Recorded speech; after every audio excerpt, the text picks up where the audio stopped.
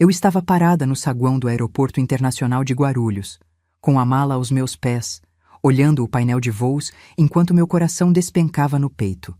O voo 2847 para Cancún havia decolado há 20 minutos. 20 minutos. Minha mão tremia segurando o cartão de embarque que Valéria, a sogra do meu filho Rafael, tinha me entregue pessoalmente na semana anterior. Chega às 14 horas, Dona Marta. O voo sai às 16h30, mas você sabe como é aeroporto internacional, né? Melhor sobrar tempo. Eram 16h50. O avião já estava no ar. Meu celular tocou. Era uma videochamada. Do número de Valéria. Atendi com a mão tremendo. A imagem mostrou o interior do avião, aquelas poltronas largas de classe executiva, e o rosto de Valéria encheu a tela. Ela sorria. Um sorriso largo, vitorioso, cruel. Oi, Marta. A voz dela estava alegre demais. Conseguiu chegar? Eu não consegui falar. Minha garganta fechou. Ah, que pena. Ela fingiu uma expressão de decepção tão falsa que doía mais do que um tapa. Você perdeu o voo? Nossa, eu avisei o horário certinho. Ao fundo, eu via meu filho Rafael com minha nora Bruna. Meus 2 netos, Lucas de 7 anos e a pequena Júlia de 4, corriam pelo corredor do avião. Valéria virou a câmera para eles. Olha quem não vai conhecer a vovó Marta, crianças. Ela falou alto o suficiente para eles ouvirem. A vovó preferiu ficar em casa. Lucas olhou para a câmera, confuso. Cadê a vovó Marta? Ela não quis vir, meu amor, Valéria respondeu, docemente venenosa. Foi quando ela virou a câmera de volta para o rosto dela, aproximou bem perto e sussurrou, mas com volume suficiente para eu ouvir cada sílaba. Este voo não era para pobres, Marta. Nunca foi. E desligou. Fiquei ali parada, no meio do saguão lotado de Guarulhos, com pessoas passando apressadas ao meu redor, com malas, famílias, risos, despedidas. E eu, uma mulher de 68 anos, sozinha, segurando um celular que ainda mostrava a tela preta da chamada encerrada e um cartão de embarque com o horário errado impresso. O horário errado que ela tinha mandado imprimir. Mas se você acha que essa história termina comigo chorando no aeroporto, você não me conhece. E se você é como eu? Se já foi humilhada por alguém que acha que dinheiro compra dignidade? Se já engoliu sapo de gente metida que pensa que pode pisar nos outros? Então, você precisa ouvir o que aconteceu depois. Porque o que Valéria não sabia é que eu também tinha feito uma escolha naquele momento. E o que a esperava no resort de Cancún foi tão chocante que a polícia mexicana precisou ser chamada. Deixa seu like agora, se inscreve no canal e ativa o sininho, porque essa história de reviravolta e justiça você não vai querer perder. Aqui a gente não conta história de coitada, não. A gente conta a história de mulher que se levanta e mostra do que é feita. Agora deixa eu te contar como tudo começou. Meu nome é Marta Regina dos Santos, tenho 68 anos e durante 42 anos da minha vida fui caseira de sítio. Não daquela caseira de condomínio de rico, não. Eu era caseira de sítio, daquelas que acorda às 5 da manhã para tirar leite da vaca, que planta a própria horta, que cuida de galinha, que faz queijo com a mão e vende na feira aos sábados. Fiquei viúva há 12 anos. Meu Antônio morreu num acidente de trator no sítio que a gente tomava conta em Atibaia. Eu tinha 56 anos. Rafael tinha 24 e estava no último ano de engenharia na Unicamp. Um curso que eu paguei inteirinho. Cada mensalidade de R$ 1.200 que saiu das minhas mãos calejadas de tanto lavar roupa, fazer doce para vender, costurar quando dava. Quando Antônio morreu, o dono do sítio me dispensou. Disse que precisava de um casal, não de uma viúva sozinha. Me deu 3 meses de indenização e tchau. R$ 3.600 para recomeçar a vida. Mas sabe o que eu tinha que ninguém sabia? Eu tinha guardado dinheiro a vida inteira. Cada moeda que sobrava, eu escondia. Durante 28 anos de casamento, juntei R$ 180 mil. Estava tudo numa poupança antiga que nem o Antônio sabia. Porque eu sempre tive medo. Medo de ficar velha e passar necessidade. Medo de depender dos outros. E eu usei esse dinheiro para 2 coisas. terminar de pagar a faculdade do Rafael e comprar um apartamento pequenininho de 2 quartos em Campinas, num prédio simples, mas digno, onde eu moro até hoje. Rafael se formou, conseguiu emprego numa multinacional, conheceu Bruna numa festa da empresa. Bruna era estagiária de publicidade. Bonita, loira, sorriso de propaganda de creme dental.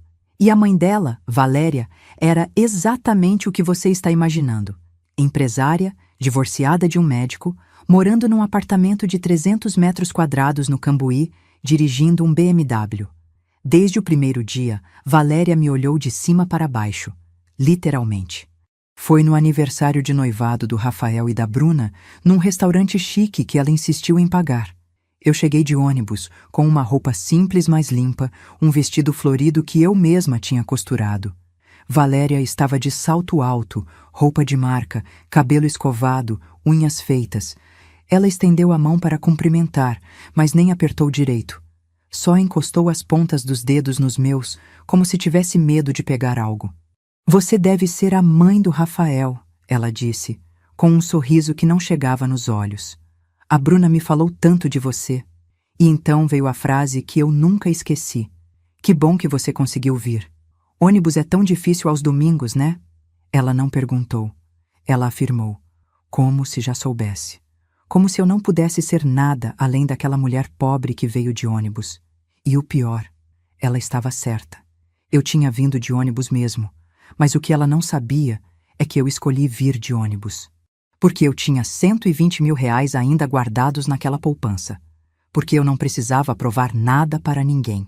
Só que naquele momento, vendo o jeito que ela me olhava, vendo como ela puxava a Bruna pelo braço para longe de mim, como ela apresentava o ex-marido médico para todo mundo, mas mal mencionava minha existência, eu entendi uma coisa.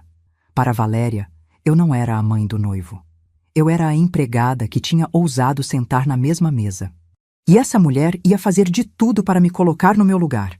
O casamento do Rafael e da Bruna foi 6 meses depois daquele jantar. E foi quando as coisas começaram a ficar piores. Muito piores. Valéria assumiu o controle total da cerimônia. Eu nem fui consultada sobre nada. Nada mesmo. Ela escolheu o buffet, as flores, o vestido da Bruna, a lista de convidados, tudo. Quando eu timidamente sugeri que gostaria de fazer os bem-casados, aqueles docinhos tradicionais que a gente dá no casamento, sabe? Eu tinha a receita da minha avó, que era uma delícia. Valéria me olhou como se eu tivesse oferecido veneno. Ah, Marta, que fofa! Ela disse, com aquele tom que não era fofo coisa nenhuma. Mas a gente já contratou uma confeitaria especializada. Você entende, né? É um casamento de 200 convidados. Precisa de algo mais profissional. Profissional. Como se eu fosse uma amadora. Como se os bem-casados que eu fiz a vida inteira, que vendi em festas, que alimentaram minha família, não fossem bons o suficiente para o casamento do meu próprio filho. Engoli a humilhação. Eu estava acostumada a engolir. Mas o pior veio no dia do casamento. Quando eu cheguei na igreja, descobri que meu lugar não era no primeiro banco, do lado do Rafael. Valéria tinha reservado o banco inteiro para ela, para o ex-marido dela, para os pais dela, para os irmãos dela.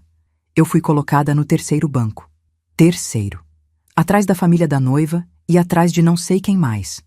A madrinha do casamento, uma amiga da Bruna, me viu procurando lugar e sussurrou. Dona Marta, a senhora senta aqui, ó. E me indicou aquele banco lá atrás. Eu olhei para o Rafael. Ele estava nervoso, arrumando a gravata, conversando com o padrinho. Nem percebeu onde eu estava sentada. Ou percebeu e não quis fazer nada. Não sei o que é pior. Durante a festa, Valéria fez o discurso. Falou da filha, falou de como era uma honra receber o Rafael na família, falou dos netos que viriam, falou de futuro. E não mencionou meu nome uma vez. Nenhuma. Como se o Rafael tivesse brotado do chão, sem mãe, sem história, sem ninguém que tivesse ralado para ele chegar onde chegou. Eu fiquei sentada na minha mesa, que também não era a mesa principal, vendo as pessoas rirem das piadas dela, aplaudirem, brindarem, e eu ali, invisível. Fui embora antes do bolo. Ninguém percebeu. Os meses seguintes foram uma sucessão de pequenas crueldades. Valéria começou a organizar almoços de domingo na casa dela e sempre esquecia de me avisar. Ops, Marta, pensei que o Rafael tivesse te falado. Que pena, a gente já comeu tudo. Da próxima vez você vem. Só que a próxima vez também tinha esquecimento. E a outra também. Quando Bruna engravidou do Lucas, Valéria comprou o enxoval inteiro. Carrinho de bebê de R$ 3.000, berço importado de 5.000, roupinhas de marca. E quando eu ofereci para fazer as mantinhas de crochê, aquelas que toda avó faz com carinho, Valéria disse que não precisava, que ela já tinha encomendado tudo de uma loja especializada. Mas Marta, você não precisa se preocupar com isso. Aproveita para descansar, você já trabalhou tanto na vida. Descansar.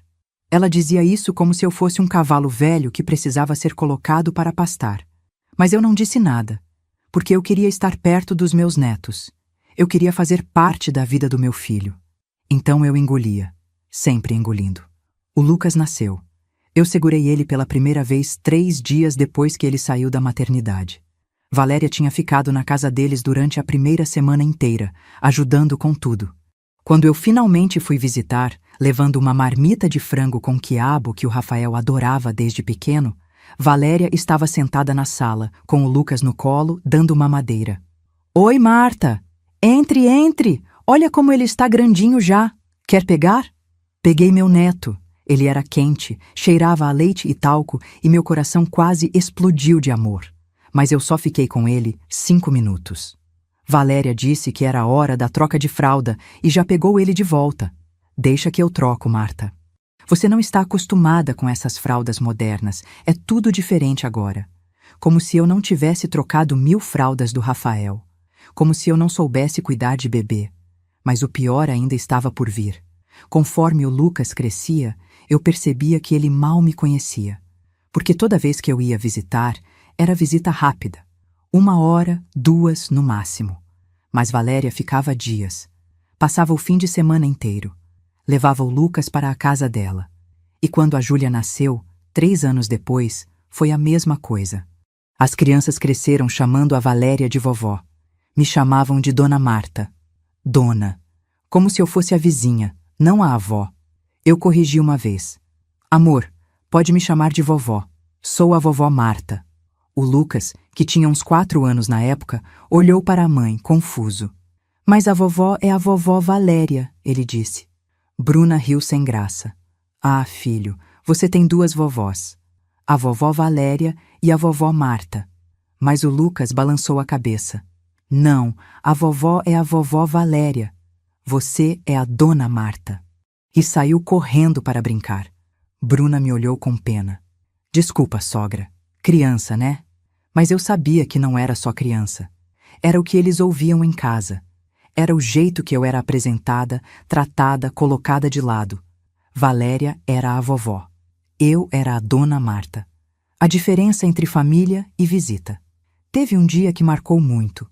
Era aniversário do Rafael. Ele fazia 32 anos.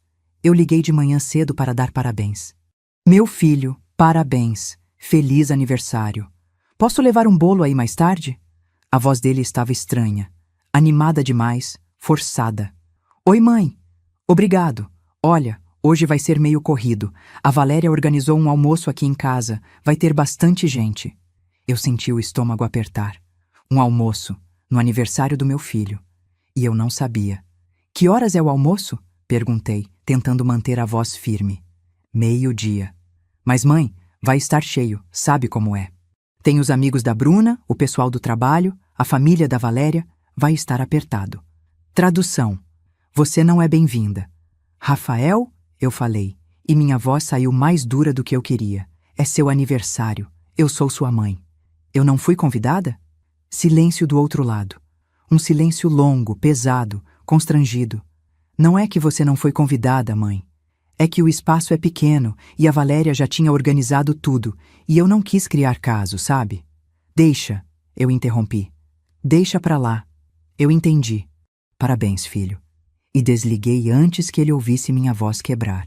Passei o dia sozinha no meu apartamento. Fiz um bolo mesmo assim, daqueles de chocolate com cobertura que o Rafael adorava quando era criança.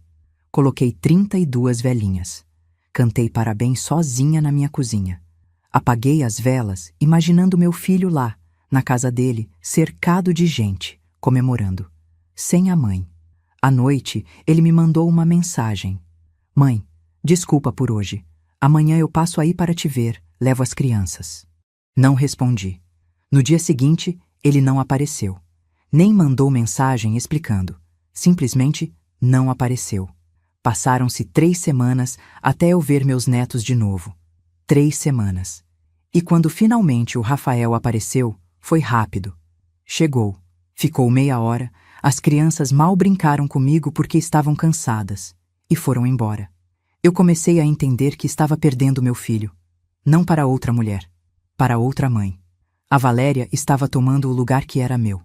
E o Rafael deixava. Porque era mais fácil. Porque ela pagava as coisas. Porque ela tinha dinheiro, status, influência. E eu só tinha amor. E aparentemente isso não era suficiente. Aí veio o aniversário de 7 anos do Lucas. Uma festa enorme num buffet infantil daqueles caríssimos, com monitores, brinquedos infláveis, mágico, personagens. Valéria pagou tudo. Eu cheguei com meu presente, um carrinho de controle remoto que eu tinha pesquisado e comprado numa loja boa. Gastei R$ 230. Era um carrinho bonito, daqueles que fazem manobra. Coloquei na mesa de presentes junto com os outros. A festa estava cheia. Devia ter umas 60 crianças. Eu fiquei sentada numa mesa no canto, comendo salgadinho, vendo meu neto brincar com os amiguinhos. Ninguém veio falar comigo. Eu era a avó invisível. Na hora do parabéns, todo mundo se juntou ao redor da mesa do bolo. O Lucas estava radiante, com aquele chapéu de aniversário cercado de crianças. Valéria estava do lado direito dele. A Bruna e o Rafael do lado esquerdo. Eu estava 3 fileiras atrás, no meio da multidão. Cantamos parabéns. O Lucas soprou as velhinhas. E então veio a hora das fotos. O fotógrafo chamou a família para a foto oficial. Valéria se posicionou ao lado do Lucas, abraçando ele. O Rafael e a Bruna do outro lado, com a Júlia no colo. Mais uma foto. O fotógrafo gritou animado. Agora com os avós. O ex-marido da Valéria, o tal do médico, entrou na foto. E eu? Eu continuei ali, 3 fileiras atrás, esperando ser chamada.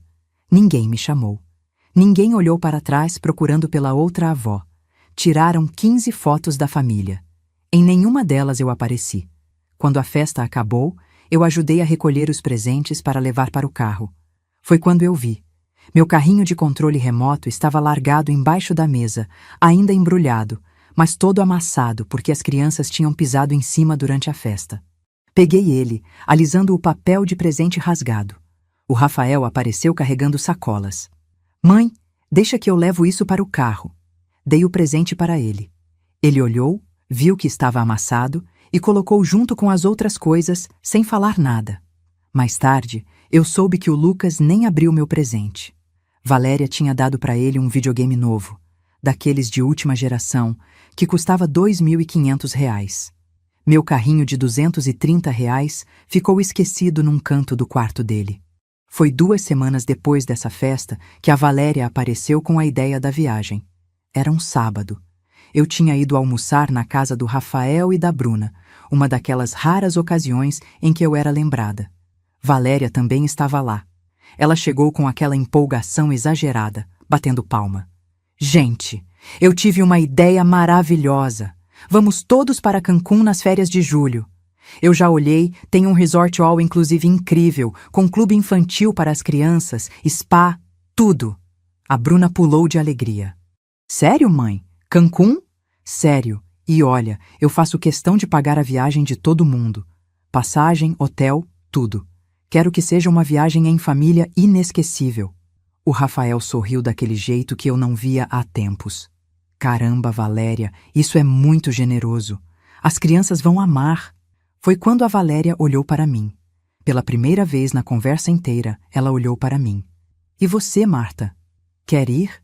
Eu fiquei surpresa. Ela estava me convidando? De verdade? Eu? Mas eu não vou atrapalhar.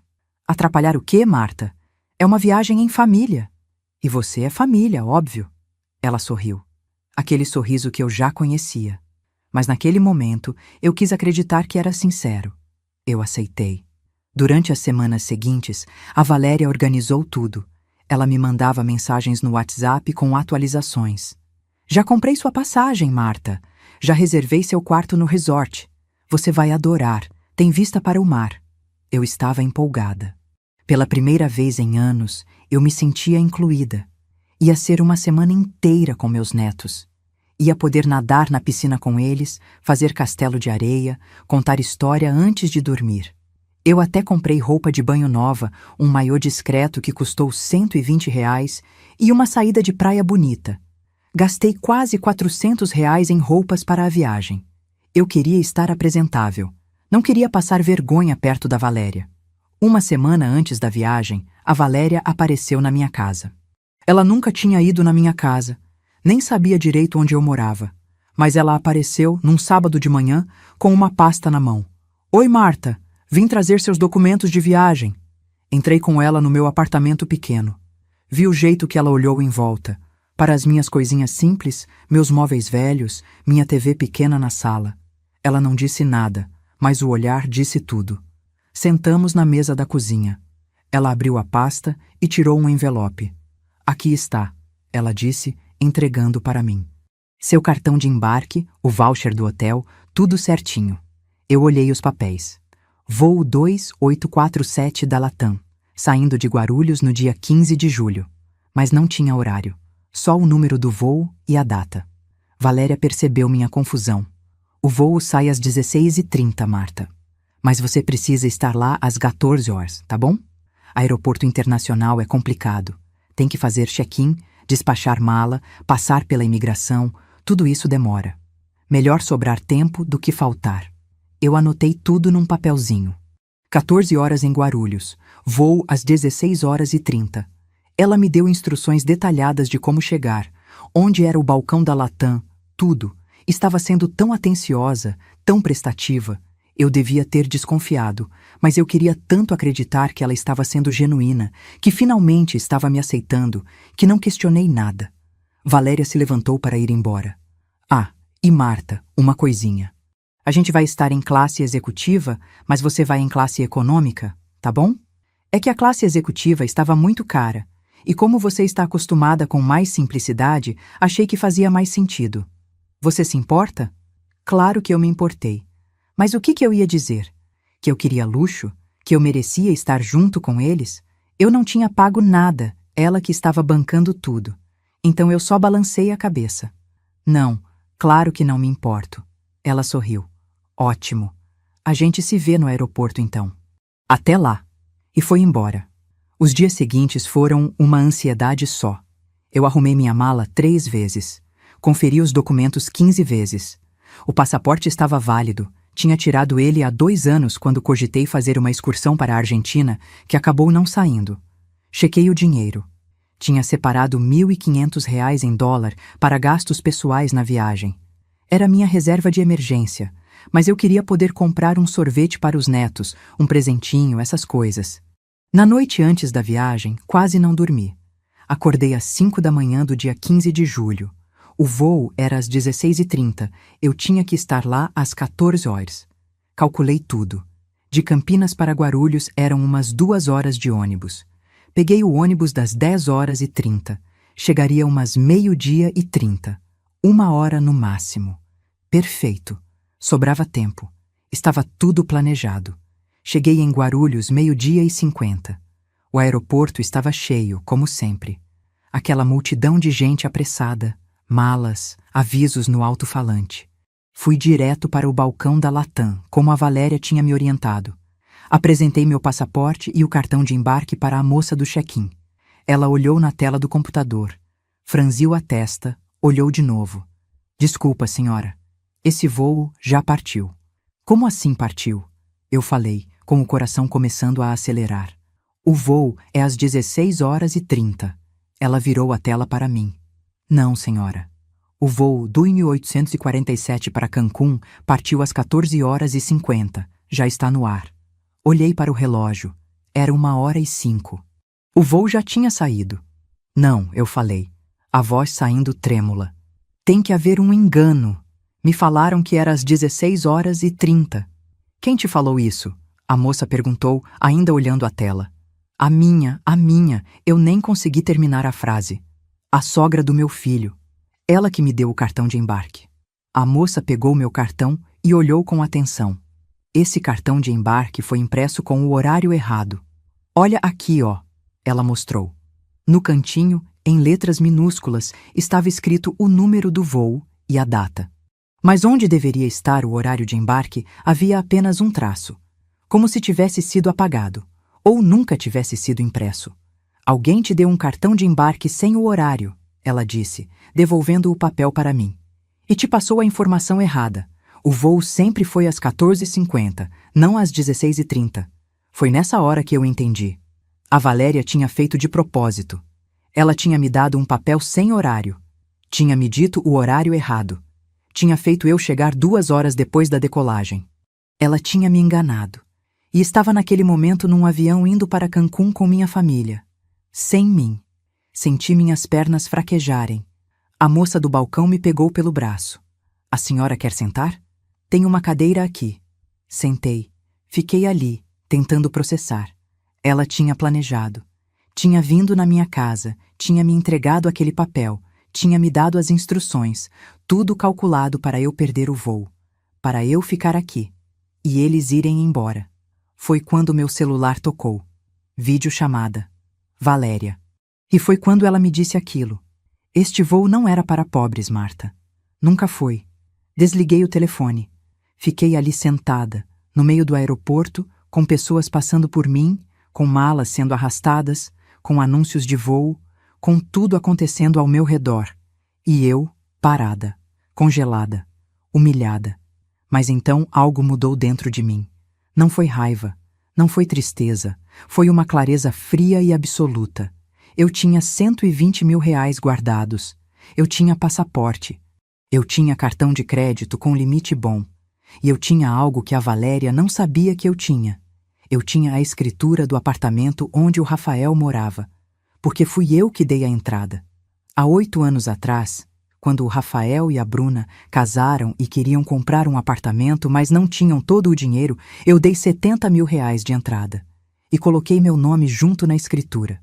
Metade daquele apartamento era meu, mas eu nunca cobrei, nunca falei em vender. Deixei eles morarem lá, criarem os filhos, viverem a vida deles, porque eu sou mãe. E mãe não cobra dos filhos, mas mãe também tem limite. Levantei da cadeira. Fui até o balcão de vendas de passagens ali mesmo no aeroporto. Quero comprar uma passagem para Cancún. O próximo voo disponível. O atendente olhou no sistema. Tem um voo saindo amanhã de manhã, às 8 horas. Classe executiva ou econômica? Executiva, eu respondi. Quanto? 8.300 reais. Passei meu cartão. Em seguida, fui até um guichê da Western Union, ali no aeroporto mesmo, e transferi dinheiro da minha poupança para o cartão. Precisava ter fundos suficientes, porque eu ia fazer algo que a Valéria nunca esperaria. Ia aparecer naquele resort. Ia confrontar ela. E ia fazer ela pagar por cada humilhação, cada exclusão, cada vez que me fez sentir pequena. Mas não ia ser gritaria. Não ia ser barraco. Ia ser algo muito pior para uma mulher como a Valéria. Ia ser exposição pública da verdade. Ia ser tão chocante que a polícia ia precisar ser chamada. Porque quando a Valéria visse que eu tinha aparecido no resort, que eu tinha comprado classe executiva, que eu tinha dinheiro, ela ia surtar. Ela ia tentar me expulsar. Ia chamar a segurança. Ia fazer um escândalo. E aí, o tiro ia sair pela culatra. Porque quem ia ser humilhada publicamente não seria eu, seria ela. Passei a noite num hotel perto do aeroporto. Não dormi quase nada. Fiquei pensando, planejando. Liguei para um advogado que um conhecido tinha me indicado uma vez. Expliquei a situação. Ele me disse exatamente o que eu precisava fazer. Me orientou a levar cópia da escritura do apartamento, comprovante da reserva do hotel, tudo documentado. Porque se a Valéria tentasse me acusar de algo, me chamar de invasora, de louca, eu teria como provar que estava lá por direito. Que tinha pagado. Que não era a coitadinha que ela achava que eu era. Na manhã seguinte, embarquei no voo para Cancún. Classe executiva. Aquelas poltronas largas, champanhe de boas-vindas, comida boa, cobertor macio. Tudo que a Valéria disse que não era para mim. Eu estava usando. Durante o voo, fiquei ensaiando o que ia dizer. Como ia fazer? Precisava ser na frente de todo mundo. Precisava ser público. Porque humilhação pública só se cura com verdade pública. Aterrissamos em Cancún às 15h30, horário local. Peguei um táxi direto para o resort. Era um desses resorts enormes com prédios brancos, piscinas, palmeiras, aquela coisa toda de cartão postal. Na recepção, dei meu nome. Tinha feito a reserva online durante a noite no mesmo resort onde eles estavam. O recepcionista checou. Ah, sim, senhora Marta Regina dos Santos. 3 noites, quarto executivo vista mar. Já está tudo pago? Sim, confirmei. Já está pago. Subi para o quarto, tomei um banho, troquei de roupa. Vesti aquele maiô novo que eu tinha comprado, coloquei a saída de praia e desci para a área da piscina. Eram quase 17 horas. Horário que as famílias costumam estar na piscina com as crianças antes do jantar. E estava certa, avistei eles de longe. O Lucas e a Júlia brincando na piscina infantil. O Rafael e a Bruna em espreguiçadeiras. E a Valéria. Ela estava sentada numa cadeira de frente para a piscina, de óculos escuros, bebendo algo num copo elegante. Caminhei devagar. Ia passar bem na frente deles. Queria ver a cara dela quando me visse. Cheguei a uns 5 metros. A Júlia me viu primeira. Olha, a dona Marta. Ela gritou apontando. Todo mundo virou. A Bruna levou a mão na boca. O Rafael ficou branco. E a Valéria? A Valéria tirou os óculos escuros devagar. Muito devagar. O rosto dela era uma mistura de choque, confusão e raiva. Mas ela tentou disfarçar. Marta! Ela falou alto, com aquela voz falsa. Que surpresa! Você conseguiu remarcar o voo? Eu não respondi. Só continuei caminhando até ficar bem na frente dela. Rafael levantou da espreguiçadeira. Mãe, ele não sabia o que dizer. Pensei que você não ia conseguir vir. Pois é, Rafael, eu falei, olhando ele nos olhos.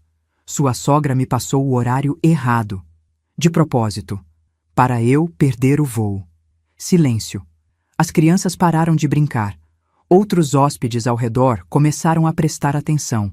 Valéria deu risada. Uma risada forçada. Marta, não seja ridícula. Foi um engano, óbvio. Eu olhei para ela. Não foi engano, Valéria. Você me deu um cartão de embarque sem horário impresso. Me disse que o voo saía às 16h30, quando na verdade saía às 14h50, e me ligou de dentro do avião para me humilhar. Falou que o voo não era para pobres. A Bruna se levantou também. Mãe, você fez isso? Valéria ficou vermelha. Claro que não. Ela está inventando. Eu estava tirando uma dúvida com ela sobre se tinha conseguido chegar. Só isso. Menti, Valéria? Eu perguntei. Calma. Então me explica por que você veio na minha casa entregar o papel pessoalmente, sendo que para todo mundo você mandou tudo por e-mail. Me explica por que só o meu cartão não tinha horário impresso. Me explica por que você riu quando me viu ali no aeroporto, sozinha, sem conseguir embarcar. Ela não respondeu. Só me encarou com ódio puro. Rafael olhou para a sogra. Valéria, isso é verdade? Antes que ela pudesse responder, eu continuei. Mas sabe, eu não vim aqui para discutir isso. Vim aqui para aproveitar uma semana no resort com meus netos, que eu paguei do meu próprio bolso, R$ 8.300 de passagem em classe executiva, mais 3.400 de hotel. Virei para o Rafael. E já que estamos falando de dinheiro, filho, acho que está na hora de você saber de algumas coisas. Aquele apartamento onde você mora? Eu dei R$ 70 mil de entrada. Metade dele é meu. Está no meu nome na escritura. O Rafael piscou, confuso. O quê? Como assim? Foi há 8 anos, Rafael. Quando você e a Bruna casaram e queriam comprar um lugar. Vocês não tinham dinheiro suficiente. Eu dei. E coloquei meu nome junto. Nunca te cobrei porque não precisava. Porque eu me sustento sozinha com minha aposentadoria e o que guardei a vida inteira. Mas agora, eu preciso que você entenda uma coisa. Eu não sou pobre, filho. Eu escolhi viver de forma simples. Tenho R$ 120 mil guardados. Tenho um apartamento pago. E tenho dignidade. Coisa que algumas pessoas aqui, apontei para a Valéria, não tem preço nenhum que possa comprar. A Valéria estava tremendo de raiva. Você está fazendo um escândalo, Marta. Na frente das crianças. Na frente de todo mundo. Isso é constrangedor. Constrangedor, eu repeti. Sabe o que é constrangedor, Valéria?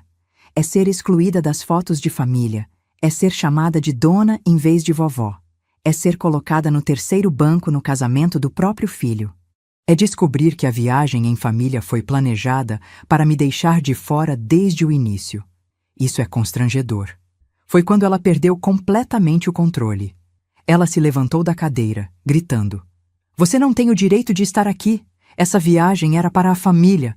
Você não foi convidada. Eu paguei tudo, tudo, e você aparece aqui, do nada, querendo estragar. Eu vou chamar a segurança. Você vai ser expulsa daqui." E foi exatamente isso que ela fez. Valéria marchou até a recepção, com todo mundo olhando, e voltou 5 minutos depois, com 2 seguranças do resort e um policial mexicano que estava de ronda na área. Ela apontou para mim, gritando em português misturado com espanhol: "Essa mulher está me perseguindo! Ela não tem reserva aqui! Ela invadiu o resort! Ela está me ameaçando!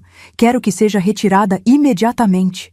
O policial mexicano, um homem de uns 40 anos, corpulento, com uniforme azul marinho e rádio no ombro, se aproximou de mim.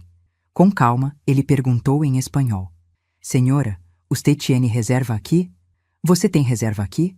"Sim", respondi, também em espanhol. Eu tinha aprendido um pouco na época que trabalhei numa casa de família espanhola em Campinas. "Tenho reserva, sim." E mostrei os papéis, o voucher do hotel, o comprovante de pagamento, tudo no meu nome. Marta Regina dos Santos, quarto executivo, 3 noites, pago integralmente, R$ 8.300 de passagem classe executiva. Aqui o comprovante também. O policial pegou os papéis, examinou com cuidado, depois olhou para a Valéria. "E usted es?" "E você é? Eu sou a sogra do filho dela", a Valéria gritou, apontando para mim. "Eu paguei a viagem dela. Ela não tinha dinheiro. Ela está aqui me perseguindo porque eu não quis que ela viesse." O policial franqueou a testa. "Senhora", ele disse para a Valéria, "se ela tem reserva própria, se ela pagou a estadia, ela tem todo o direito de estar aqui. Isso é um resort público. Qualquer pessoa pode fazer reserva. Mas ela está me assediando." A Valéria insistiu, a voz cada vez mais alta, mais histérica.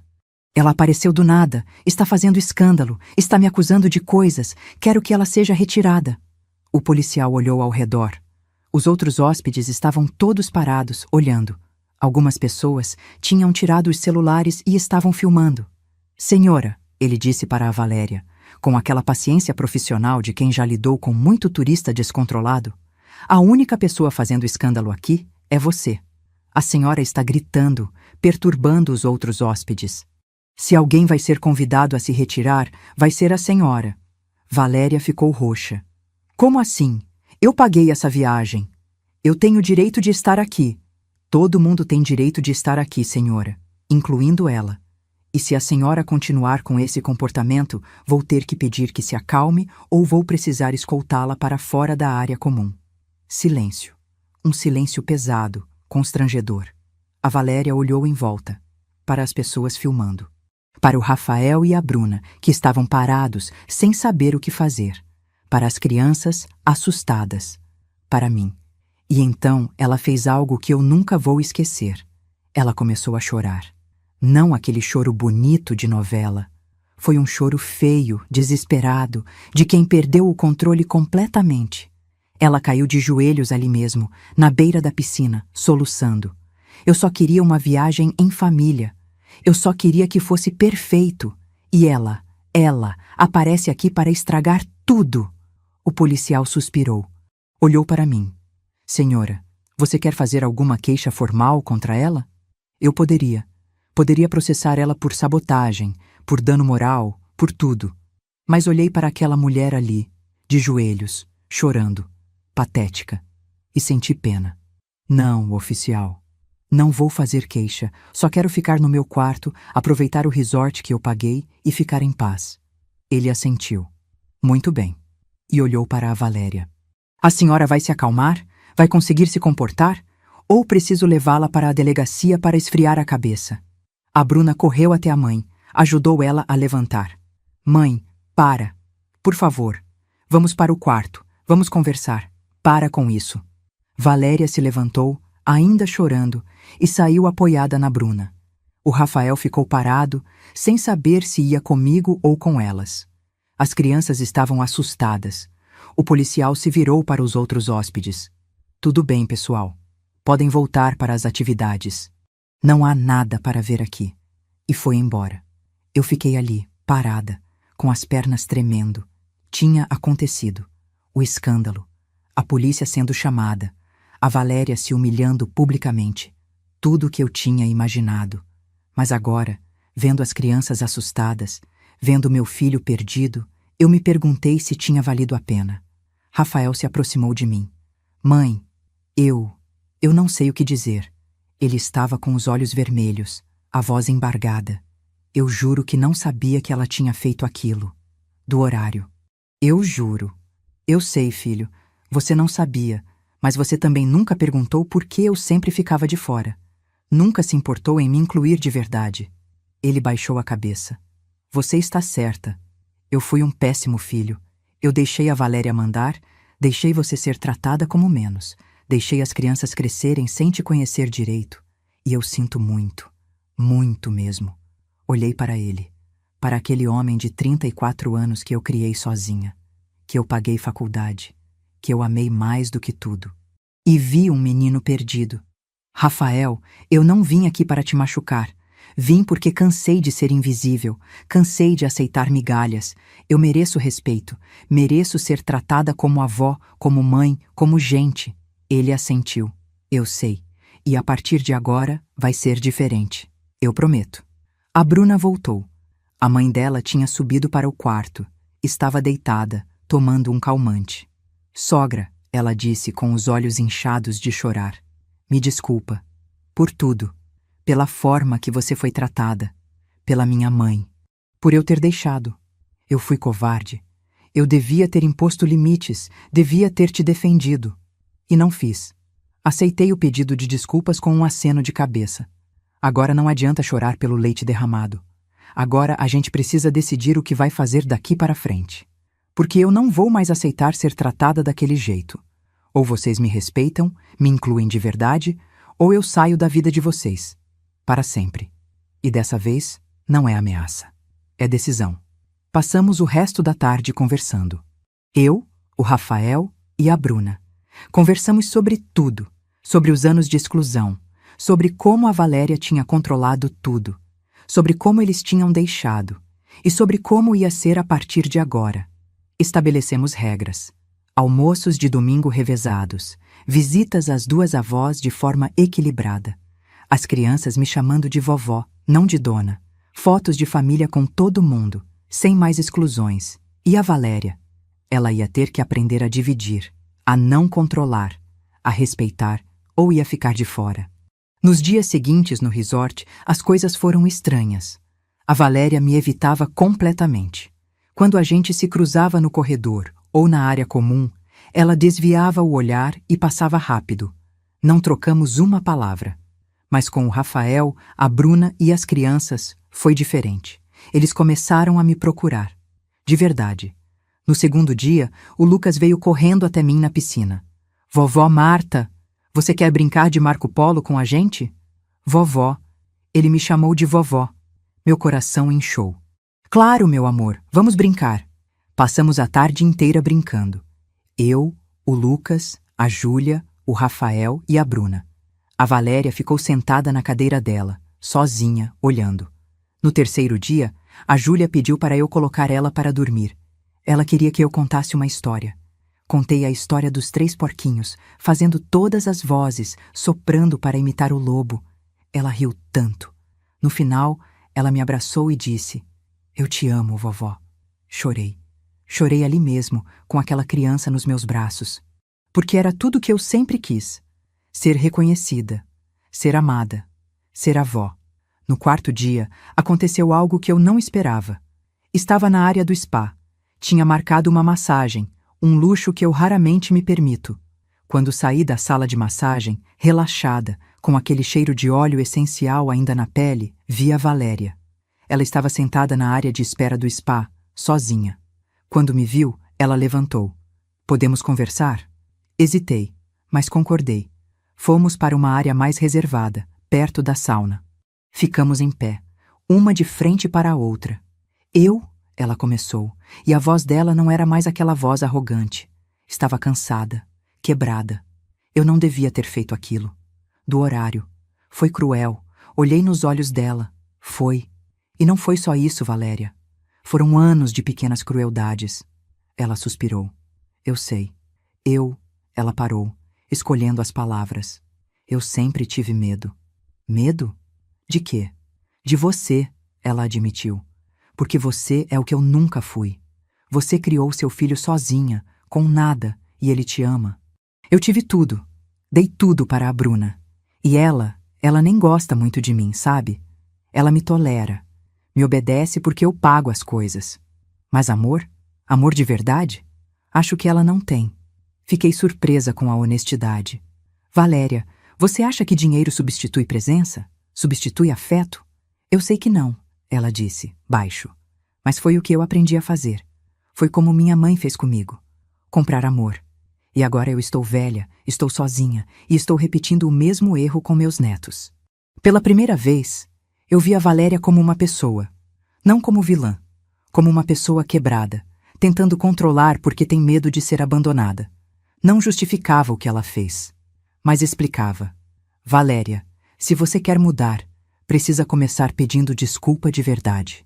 Para mim, para a Bruna, para o Rafael. E precisa entender que amor não se compra, se divide. Ela assentiu, limpando uma lágrima que escapou. Eu sinto muito, Marta. De verdade. Pelo horário, pela crueldade, por todos esses anos te tratando mal. Eu fui horrível. E eu entendo se você nunca me perdoar. Respirei fundo. Eu não sei se eu perdoo, Valéria. Perdão leva tempo. Mas eu aceito tentar. Aceito que a gente tente uma convivência respeitosa. Mas com limites claros. Você não manda mais. Você não controla mais. Você divide. Pode fazer isso? Ela balançou a cabeça. Posso. Vou tentar. Saímos de lá não como amigas, mas como duas mulheres que tinham chegado num acordo. Um armistício. O último dia no resort foi diferente. Fizemos um passeio todos juntos para uma praia próxima. Eu, Rafael, Bruna, as crianças. E a Valéria também foi. Mas dessa vez, ela não tentou comandar tudo. Ficou mais quieta, observando. No final da tarde, quando estávamos voltando para o resort, a Júlia estava cansada. Ela veio até mim. Vovó, você me carrega? Ia pegar ela no colo, mas a Valéria se aproximou. Deixa que eu ajudo, Marta. Vamos levar ela juntas. E nós duas carregamos a Júlia. Cada uma segurando uma mãozinha dela. Foi um momento pequeno, mas significou tudo. Na última noite, tivemos um jantar todos juntos no restaurante do resort. Foi a primeira refeição em que estávamos todos na mesma mesa, de verdade. A Valéria sentou do meu lado. Durante o jantar, o Rafael levantou o copo. Quero fazer um brinde.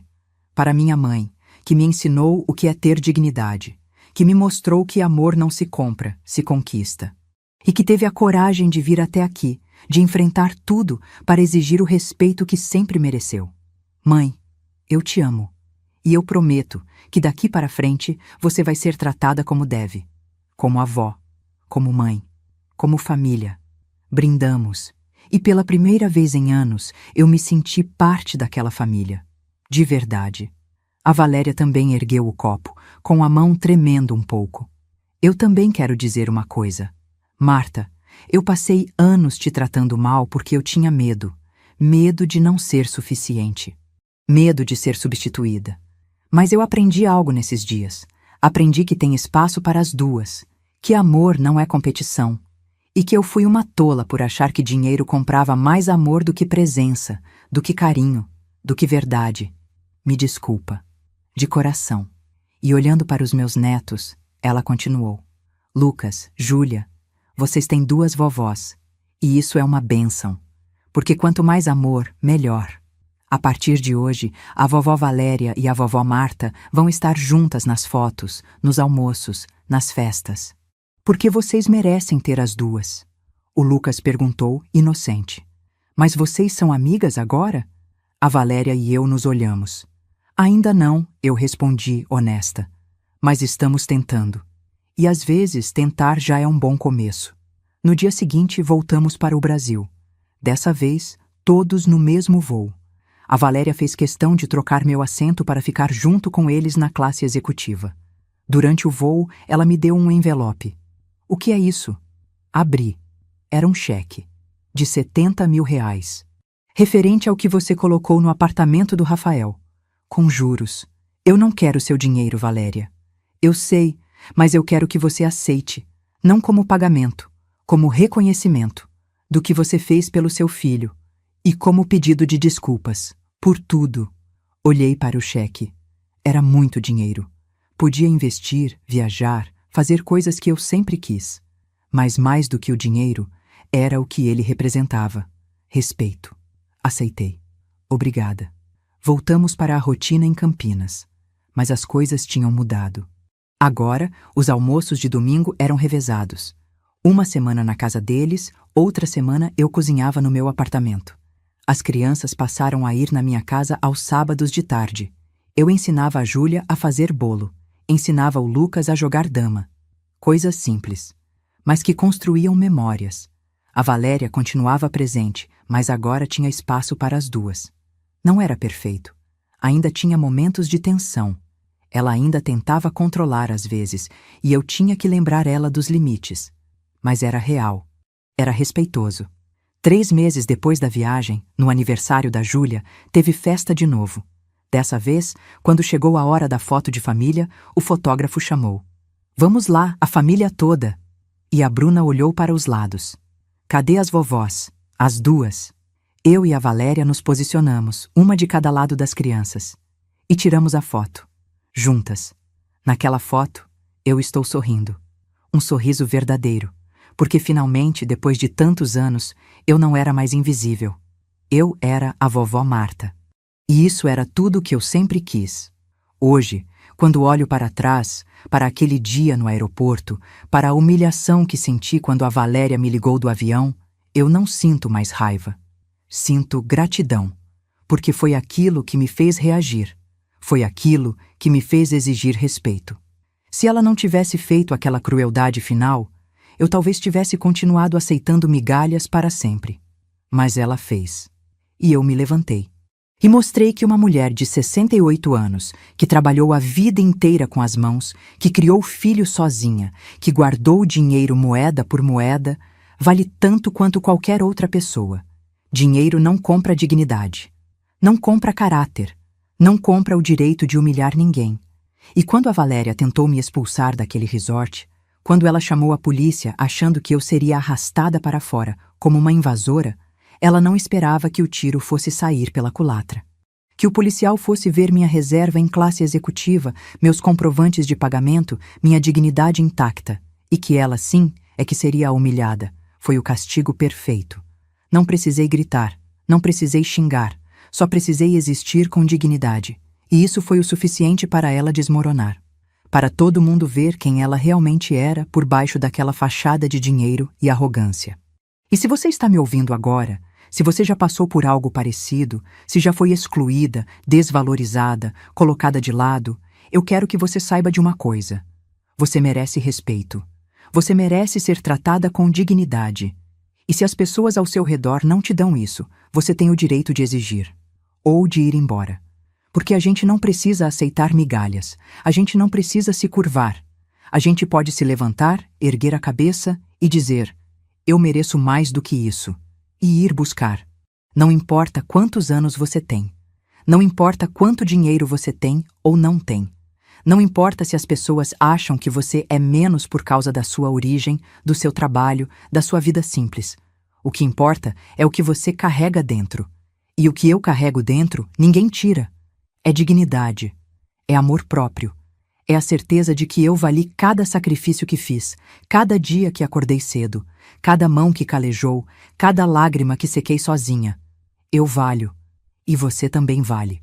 Nunca deixe ninguém te fazer acreditar no contrário. Agora me conta, você aí que está me ouvindo, de qual cidade, de qual estado você é? Deixa aqui nos comentários. E se você gostou dessa história, se ela te tocou, se você conhece alguém que precisa ouvir isso, deixa seu like, se inscreve no canal, ativa o sininho, porque aqui a gente conta a história de mulher forte, de mulher que não desiste, de mulher que sabe o próprio valor. E lembra sempre, dignidade não se negocia, não se vende, não se abaixa. Dignidade é o que a gente carrega dentro, o que ninguém pode tirar, a não ser que a gente permita. E eu não permiti, e você também não precisa permitir. Um beijo no coração de cada uma de vocês, e até a próxima história.